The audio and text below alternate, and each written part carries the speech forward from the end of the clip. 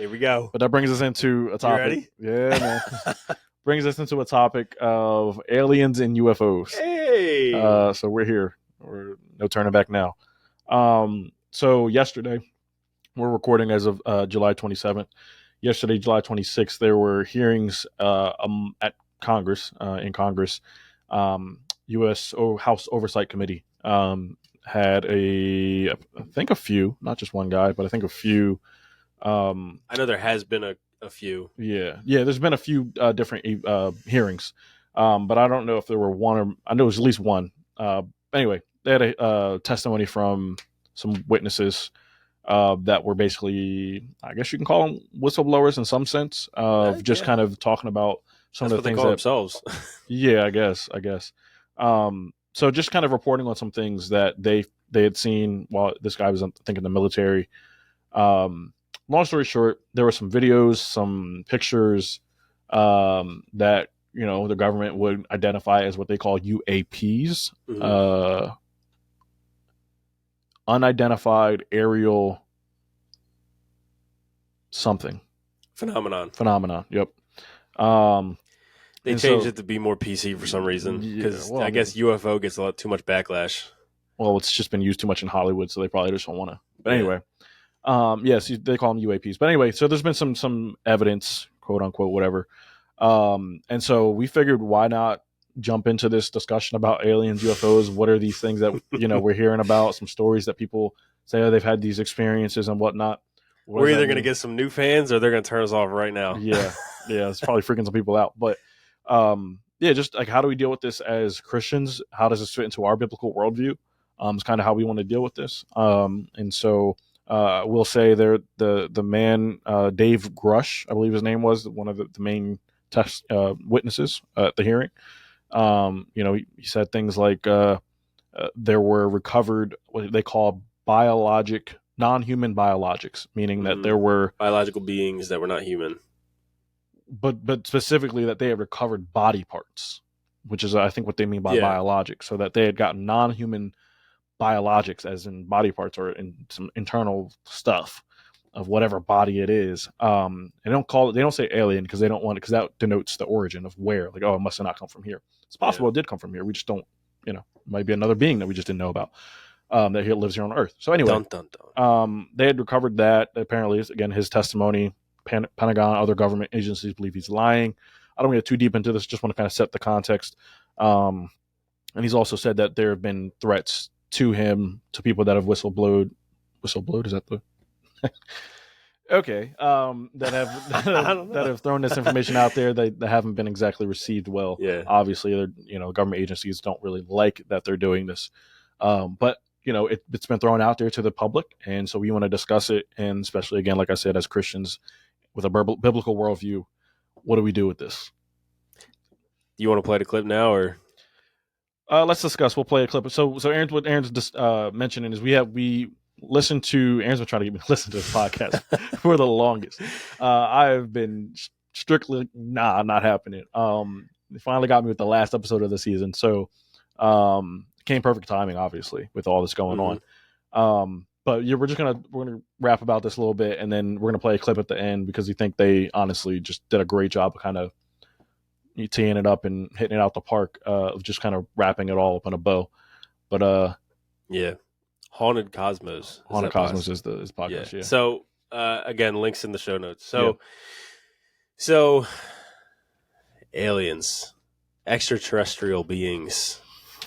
What do we do with this? Well, how do we define aliens? Like, because you just kind of like, are we defining aliens as extraterrestrial? Meaning what? Because I would say, and I've heard this even going through, like I said, the Biola class with apologetics, that there are arguments against, why did Jesus, what were other alternatives to Jesus dying, being buried, and resurrected? Yeah. He was an alien. Yeah. Well, yeah, technically, you're right. He was an alien. He was not of this world. And so he's a spiritual being that became flesh and dwelt among us. So in that respect, he's an alien. His body was here here. So interesting. How do we define alien? And go from there.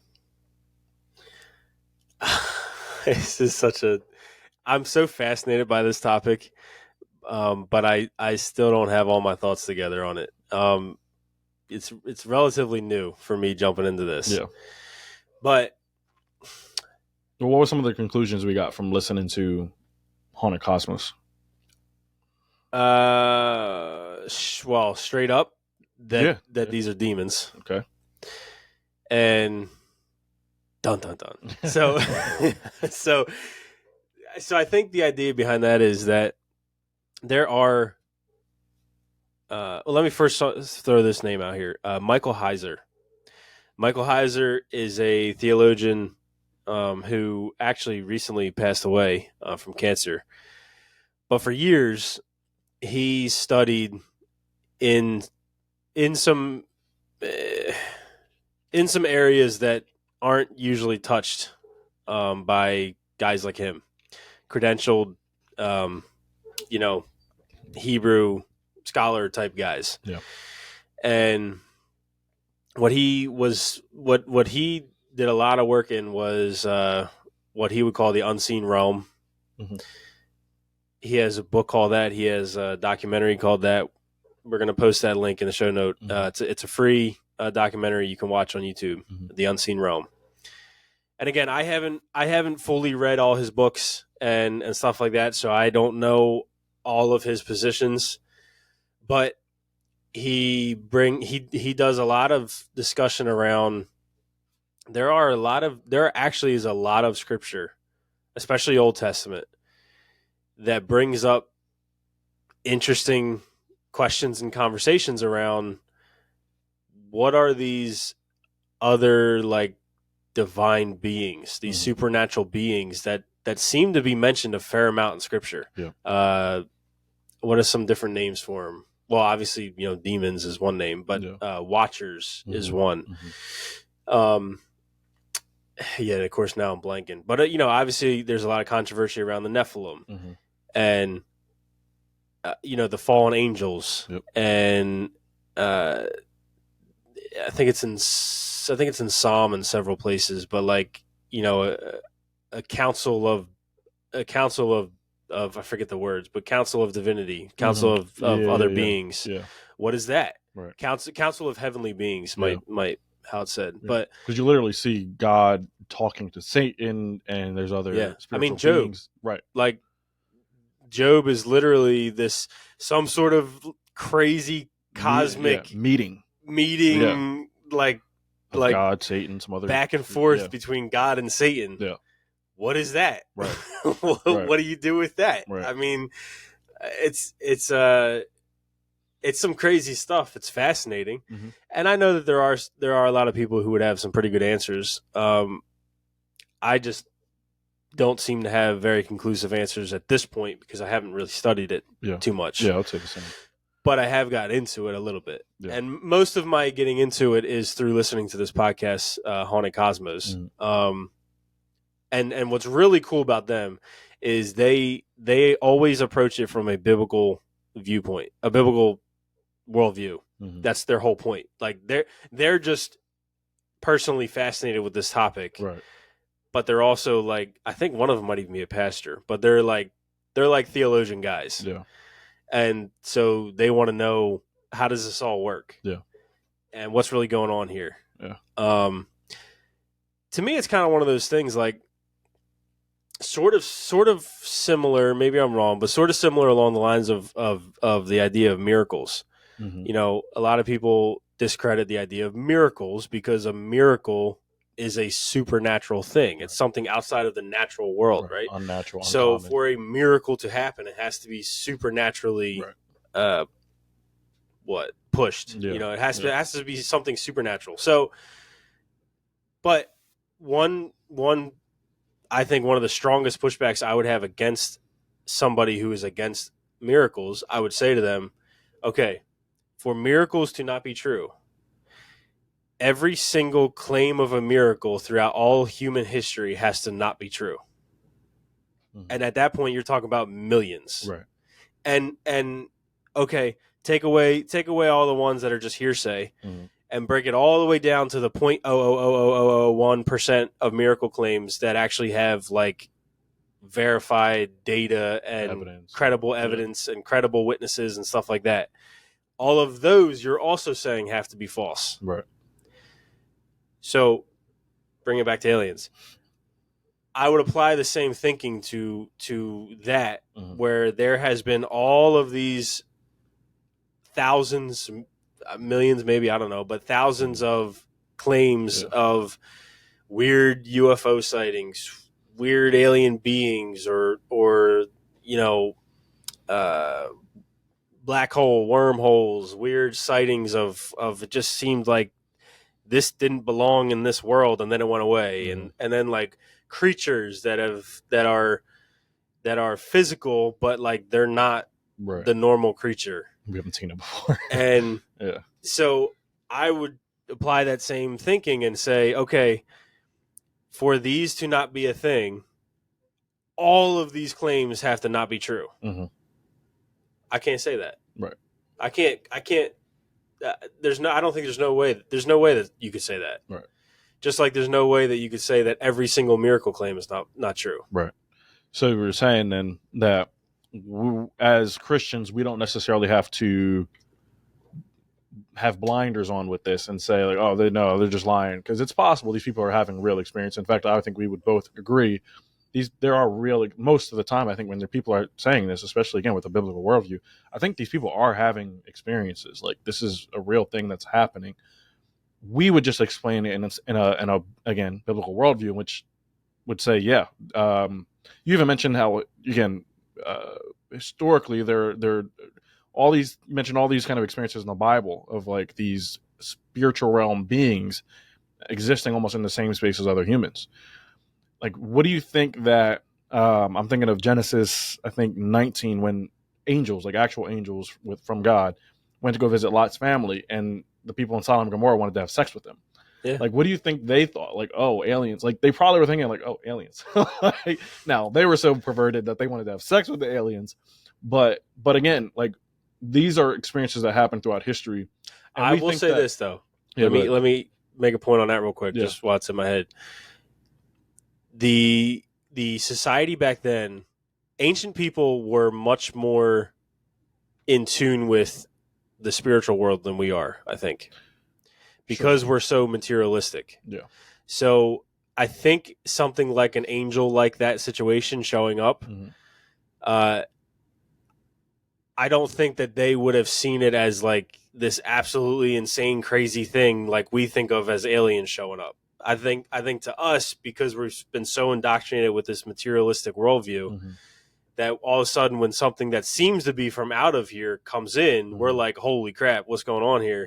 To them, they were much more in tune with it. Yeah. And it's just kind of like, all right, this is a little crazy, but this is what it is. Like, I'm just, because they explain everything that we know of through science, and not everything, but a lot of things that we just know scientifically now, their answer was it's spirit, it's a god, it's just the god of the stars, the god of this and that. Anyway, go ahead. No, it's good. That's still a good point though. Yeah, no, I appreciate that, because even as you say that, I think about when Jesus walked on water, and the disciples, the first thing after they saw this being walking on the water, which clearly again in the natural doesn't happen, it's impossible, right? Their first thing was, it's a ghost. Their mind's not going to an alien, like from some other life form, but it's again spiritual. So no, it's a great point. I mean, the Greek, what was it? The council that had the statues of all the gods, and they left a blank statue or a blank. I'm saying the wrong word, but a blank statue, unnamed god. Yeah, for the because god. they were like, well, there has to be another one, right? So this is the one that represents that one, right? And Paul came in and was like, guys, I can fill in the gap for you. That one that you're not naming is the one, and all these other ones are false. False, yeah. Anyway. For sure. Yeah, so again, viewing all of these things and these experiences that people have, like, again, they're probably very real. I do want to just kind of toss it up again from listening to the Haunted Cosmos podcast. Again, as Christians, we would affirm that we don't think they're extraterrestrial in the sense that they're from some other planet or within the solar system or from a different solar system. Reason being is that if we, again, just take the biblical worldview and the biblical narrative, that, again, the creation story, God created Earth to be inhabited, and all the other things in the solar system were, as Genesis tells us, signs, seasons, years, days and years, I think it says. So all these things are basically, again, and again, we know that's how our solar system works, why the sun moves the way it does, and that we have a whole 24-hour day. Like, all of that, Bible's clear, which we know science just confirms it while the sun comes around. Like, these things are dictate how we say how long is a week, and how long is a month, and how long is a year. All of that is literally dictated not by some guy who said, oh, we're going to just 52 weeks and we're going to do 7 days. No, that's all dictated by the solar system and how it all works. God dictated that in the way he created everything. So again, we believe that God created Earth to be inhabited and not necessarily anything else. And so what do you do with that? I think that automatic, well, I don't know if automatic, there's probably some Christians that believe it could have that. But then you start getting into, well, Jesus saved them too, or did you save us as humans? Like, I don't know. And then it just starts getting really wonky. But I will say, again, we propose the idea that these are demons and not necessarily an extraterrestrial or from some other planet. I want to read 2 Corinthians 11. And again, the guys on the podcast mentioned this, but I'll go ahead and read it. Listen to this closely and probably play it back and listen again after he's done. So this is 2 Corinthians 11, 12 through 15. It says, but what I am doing, I will continue to do, so that I may cut off opportunity from those who desire an opportunity to be found, just as we are in the matter about which they are boasting. For such men are false apostles, deceitful workers, disguising themselves as apostles of Christ. And no wonder, for even Satan disguises himself as an angel of light. Therefore, it is not surprising if his ministers also disguise themselves as ministers of righteousness, whose end will be according to their deeds, which is, of course, destruction at the end of all things with him. So, again, we're proposing he disguises himself as ministers of righteousness, whose end is technically according to their deeds, because they're definitely not angels of light, right? So, again, we think of all the different experiences that people have had. Again, we know the spiritual realm breaks into Jesus did it. The spiritual realm breaks into the earthly material realm. And so we know demons are able to do the same thing. Angels, even from God, are able to do the same thing. It says, I think it's Hebrews, it says we can sometimes sometimes we entertain angels and don't even know it. We have an angel following us everywhere. Is that a passage? Hebrews. There you go. Elijah, God opened their eyes to show that we're not outnumbered. All of a sudden he looked around and he's surrounded by an angel army. Yeah. Yep. That's all, but that's, to your point, that's the spiritual realm that's always there right now with us. Right. But we don't see it. Right. Yeah. I mean, and you see, again, we talked about. I love this. There's so many different ways to go about it, but it's. Yeah. I mean, there's explanations, biblical explanations for all these things, which I think, again, time after time, we see that the Bible tells us something that we don't know about science, about the world, and then it gets proven over time. And so I imagine it'll be one of those things as well. But some people want to believe it, some people won't.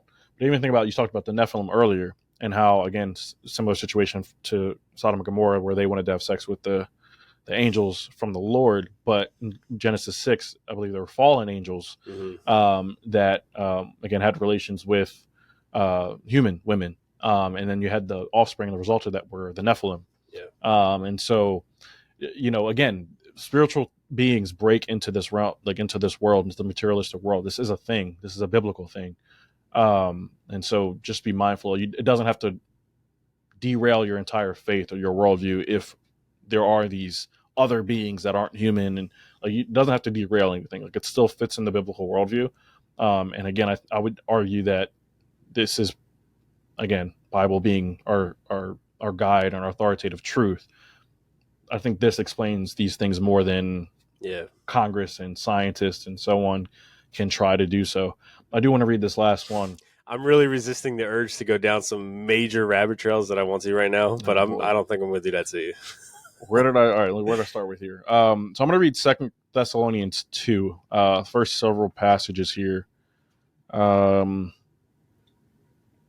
see where I end up. Yeah, I'll probably end around 11. I'm going to start in verse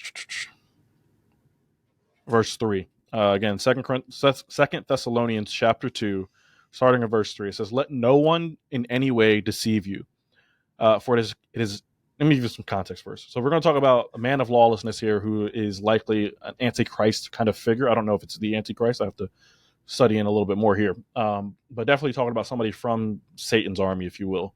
Of course, versus Jesus, who is the ultimate, who is Christ. So just follow along here. Verse 3, let no one in any way deceive you, for it has not come unless the apostasy comes first. And the man of lawlessness is revealed, the son of destruction, who opposes and exalts himself above every so-called God, small g, or object of worship, so that he takes his seat in the sanctuary of God, big G, exhibiting himself as being God. Do you not remember that while I was still with you, I was telling you these things? This is Paul speaking. And you know what restrains him now, the man of lawlessness, so that in his time he will be revealed. For the mystery of lawlessness is already at work. Only he who now restrains will do so until he is taken out of the way. And then that lawless one will be revealed, whom the Lord Jesus will slay with the breath of his mouth and bring to an end by the appearance of his coming. Jesus is coming, whose coming is in accordance, whose coming is in accord with the working of Satan, meaning the man of lawlessness, with all power and signs and false wonders. Read that again. With all power and signs and false wonders, and with all the deception of unrighteousness for those who perish, because they did not receive the love of the truth so as to be saved. And for this reason, God sends upon them a deluding influence so that they will believe what is false. So we know the enemy comes to kill, steal, and destroy, and confuse as well, right? And so he's masquerading as the angel of light. And we talk about all these stories in the Haunted Cosmos. You guys can listen to this. We're not going to play this part of the podcast, but they talk about the story of, I believe her name was Elizabeth, who had an experience, and her story was that she had an experience when she was young, and then she went back. Then she went back like 18 months later after that, check it out again. And then she was taken, like literally taken, abducted, whatever you want to call it, from Earth. And long story short, spent 9 years at this other planet with this alien named Akon, I think it was. Had its baby. Not they had Akon, relations. It was something like that. Something like that. Okay, maybe. So yeah, maybe something like that. Whatever its stupid name is. So yeah, gets married to the alien, has its babies, whatever. Comes back, is brought back apparently against her will, back to Earth. It had again been 9 years, but it only been 4 months Earth time. Again, it kind of reminds me of the Nephilim stuff.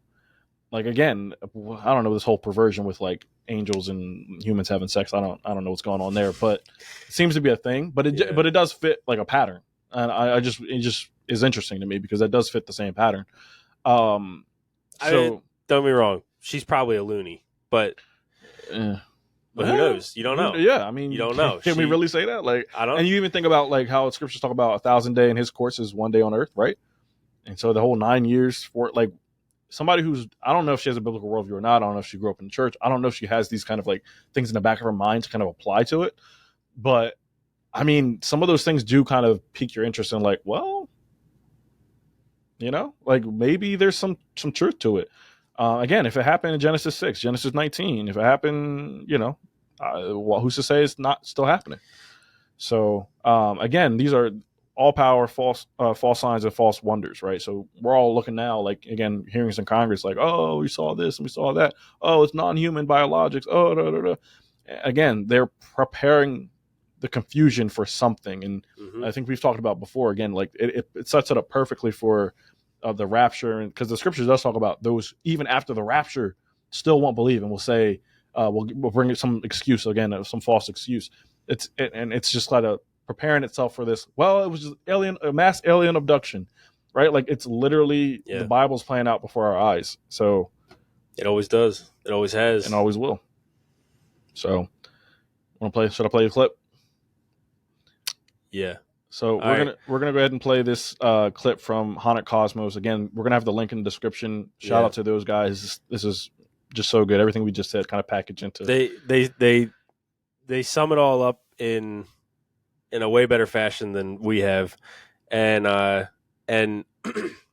so I highly suggest listen to the rest of their episode. They get into all the these stories and stuff, and give them, because this is one of those topics that's like whoa, who are these, crazy tinfoil people? Like, give them the time to at least let them give you context, because they're gonna in the beginning they're gonna come off like, oh, who are these guys saying all this crazy stuff? But then they always back it up and give you a lot of context that then makes you go, oh, wait a second. So give them at least that chance. But you don't want the whole podcast. I'm talking about just in general, the whole podcast, especially this episode, I would say. Okay. But this is a very good summary. We decided let me just say this. This isn't our preferred method of doing things. Playing somebody else's content like this, especially for a couple minutes, because this is going to be like 3 minutes long. But it's so good, and it so encapsulates. Yeah, encapsulates. Yeah. I said it wrong, I think. But it so encapsulates what we're trying to say. Yeah. And that's why we want to play it just directly, give you what they say, and then let you just look at it on your own. Yeah, definitely go check out their podcast. Subscribe to it, guys. It's good stuff. So I'm going to go ahead and share this here.